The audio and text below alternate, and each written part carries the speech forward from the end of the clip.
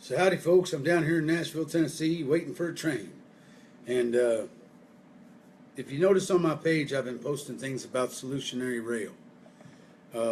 That's a thing that this organization called the Backbone Campaign has been working on for a while, about an alternative method to move people and products and out to electrify the railroad to make it even more green than it already somewhat is, in some ways. So I want to talk about this is kind of a two-bill. He's the founder of the Backbone Campaign, and talk about he said something to me in a post where he put me in his post saying thank you for seeking out words from Wendell Berry. So I want to tell that story about when I knew RWU was going to go out to Richmond, California and partner with environmentalists, I knew that Railroad Workers United was going into a place that we had never been before. We had never really started hanging out with environmentalists. Now, many of us in our organization are forward-thinking people, and we are willing to, some of us in our organization and Railroad Workers United are what we would consider environmentalists. But our organization as a whole was going into a place that's very difficult for railroaders to go, and talking about environmental issues. So I knew, as the national co-chair, that I needed to seek counsel. What I wanted to do was take a solidarity statement to the Richmond conference from an elder in my community who I knew to be somebody the environmentalists really respect. And I'm that kind of guy. I feel like if you're going to try to do something, you should go directly to the source. And I knew that Wendell Berry was considered to be one of the founders of the sustainable food movement. And I also know that Wendell Berry is very respected by environmentalists. So I figured I'd try to get in touch with him, see if I can't get him to send a solidarity statement to help me understand this issue better, and to basically be able to say, hey folks, I'm a railroader, and we are willing to sit down. Railroaders are willing to sit down, and we do want to have solutions. We do want to explore new territories of how to operate the railroad. We are the ones, the railroad workers, who do love the railroad.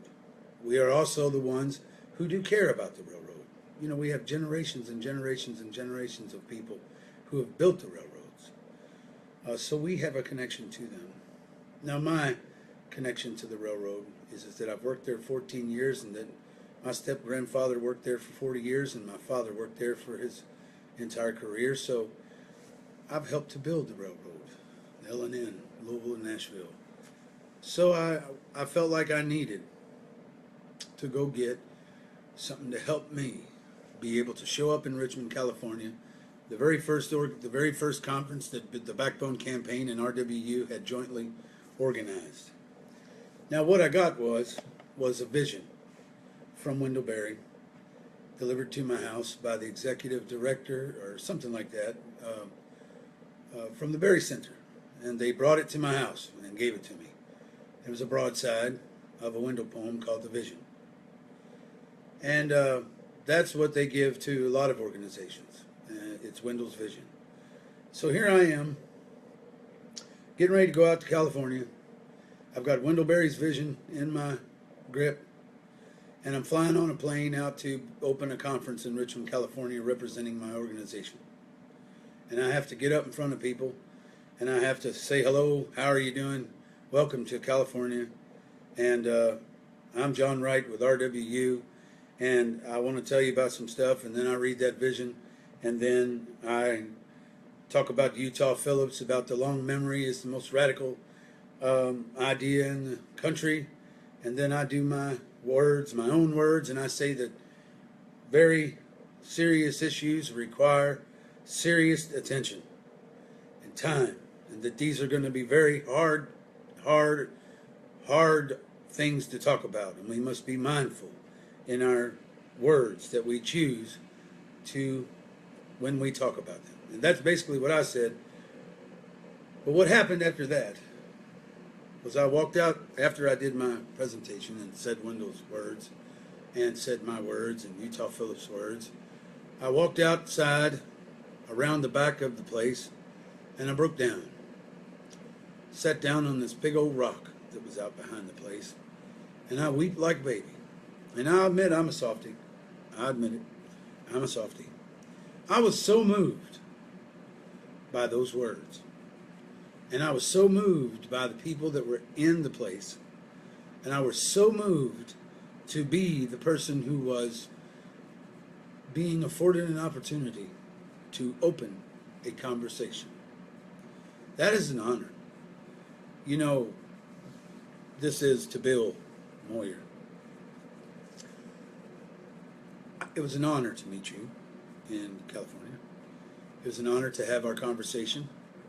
The people in your organization, the activists, the people who are willing to put their bodies out there on the line in the way of a gigantic oil rig, your people in your organization are so brave, and that's inspiring. Your people in the Backbone campaign are creative, and that's what I like about your organization. You stress creativity, music, art, and that I think that's beautiful. I think the more that we as organizations can recognize and embrace who we are using art and music and culture, I think the stronger the organization will be, and that's what I've been doing with RWU. So I really do appreciate what you did, brother, by talking with us and Ron Kamenko, my secretary, and sitting down and letting us tell you what it is that we think, railroaders, what we think needs to happen. Because that was one of the things that I was inspired by with Wendell Berry in one of his speeches, or one of his presentations. He said something like that I hate it when I meet a farmer and they say, well, you know, I'm just a farmer. Well, the farmers know exactly what's wrong with the industry. Railroaders know exactly what's wrong with the industry. So I really do appreciate, Bill, that you took the time and the effort and patience to deal with us old cranky old railroaders, to sit down and to honor us and to honor our voices in your Solutionary Rail campaign. So this is a thank you, a very personal thank you.